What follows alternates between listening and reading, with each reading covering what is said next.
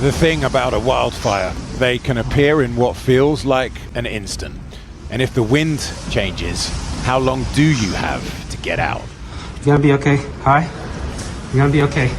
The two men and dog in this footage left it to the very last minute to flee to safety. Alright, dude. Yeah, let's get out of here. We tried, bro. Same blaze, different neighborhood. Just when is it time to leave everything behind to the inferno? Cinders rain from the sky in escape scenes that could have been conjured by Hollywood. Oh my God. Get in the car. Daybreak in the City of Angels and a visitation of hell. This is a tragic time in our history here in Los Angeles, but a time where we're really tested and see who we really are. And it's critical that at these times we be patient, that we come together, that we focus on saving lives. Through the night, the huge Palisades Fire barreled along the exclusive Malibu coast. Authorities declaring a state of emergency, predicting the worst is yet to come. Oh, that's horrible. Across the county, tens of thousands have been told, evacuate now. The other side of LA, near the growing Eaton wildfire, which is known to have already killed 2 care home patients wheeled out in the nick of time. Basically, the fire started coming from down the mountain. We noticed it moving pretty quickly, so we did start evacuating everybody.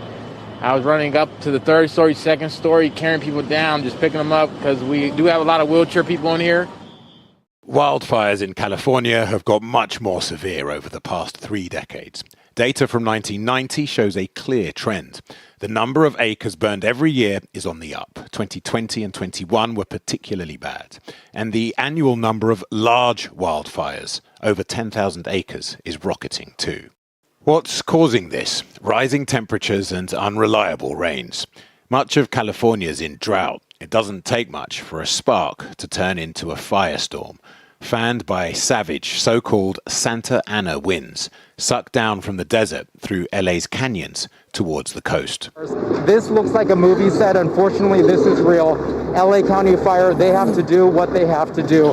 And in the confusion of an evacuation, anything goes. Bulldozers clearing cars junked in panic. California's Governor Gavin Newsom says there's no longer a wildfire season, it's year-round. While incoming President Trump attempted to turn this into a political argument in a social media post referring to the governor as news scum and writing, he is the blame for this. The real-world implications of climate breakdown for the millions of Americans living in fire zones, more risk. Nurse Nancy Levin Guzman sneaking against the evacuation order to help her elderly parents, who, guess what, recently had their fire insurance revoked. They're 90 years old.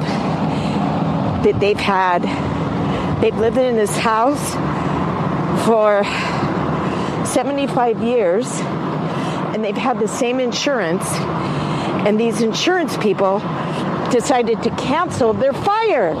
And we're going through this, and it just happened, and they have no fire insurance.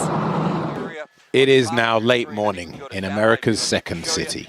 The wind is still blowing, and the fires, according to emergency services, are, quote, 0% contained.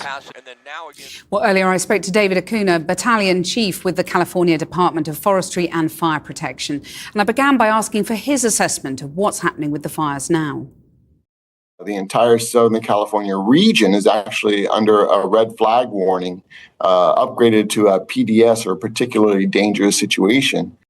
And the current statement has been that there's no possibility of bringing these fires under control. Just spell out to us what that means. Well, a hose line is not really going to be very effective against a wind that's blowing 100 miles per hour.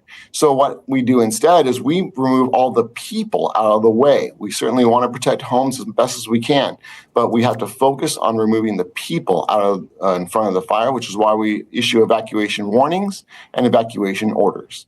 Are people going willingly? They're having to leave all their homes and their possessions, aren't they? It is a common issue for people to stay behind, hoping to protect their homes. And while I certainly understand their concern for their property, what happens is then we are forced to move people from the firefighting priority to the life safety priority, which of course is the most important. So tell us then what you're witnessing in terms of how this fire is behaving and the sort of terrible scene that is confronting you and your officers. So it absolutely is being blown by the wind, the north wind blowing it directly into these canyons. And then the canyons themselves, the topography moving up and down, causes the winds to move in an unusual manner, and that is just completely unpredictable. Have you yourself seen anything like this before? You know, it's not unusual to have fires like this in the late summer, early fall in Southern California. What's unusual is that we have these fires in January. That is a very, very unusual situation, and we are surprised that it happened. It's rained barely at all for months, hasn't it? In the Southern California area, that's correct. There's been just a scant amount of rain, not enough to wet the fuels that are on the ground. And then on top of that, we have the extreme heat we've been having over the last several years caused by climate change. And then the fact that we didn't have a whole lot of fires in 2022 and 2023, which led to more fuel being on the ground. You mentioned climate change, and there is political doubt sometimes cast on that. But from your experience, what you're witnessing, are you in no doubt that the heating climate makes these kind of fires more severe and more frequent? Well, there is no doubt that from 2017 to now, we've seen an incredible increase in the number of fires, the amount of acres burned, all of these things leading to a significant change that has occurred. And the fact that we're getting unusual weather patterns, like in 2023, when we had the typhoon run right up California, all this is unusual. So what would be your message then to your incoming president, who has made some quite interesting statements on climate change? Would you like Donald Trump to come and see for himself what you're dealing with? I'm lucky that we have already seen that our state governor has provided a state of emergency, applied for a federal fire management assistance grant. So all of those things are benefits to the local community who are suffering right now. And how long do you think California is going to burn for now? Well, these winds are expected to last until Friday. And then after that, we're hoping to see some relief. Long-term projections may change, but that's up to the National Weather Service to determine. David Acuna, thank you very much for joining us. You're welcome. Well, let's get the latest from CNN correspondent Julia Vargas-Jones, who joins us live from Los Angeles. Julia, extraordinary and terrifying scenes just behind you. Can you convey to us what you've witnessed today, to the sense of enormity of what's happening there? Yeah, Kathy, look, it's apocalyptical. Even we are now in the city of Altadena, that's just east of Los Angeles, at the foothills of the Angeles National Forest. But we're about 15, 20 blocks from the edge of the woods here. This is not a wildfire, Kathy. This is an urban fire. This is actually engulfing people's homes. You can see right behind me. I'm actually going to step away because this is getting quite out of hand here. Kathy, this is what we've seen. Both sides of the streets.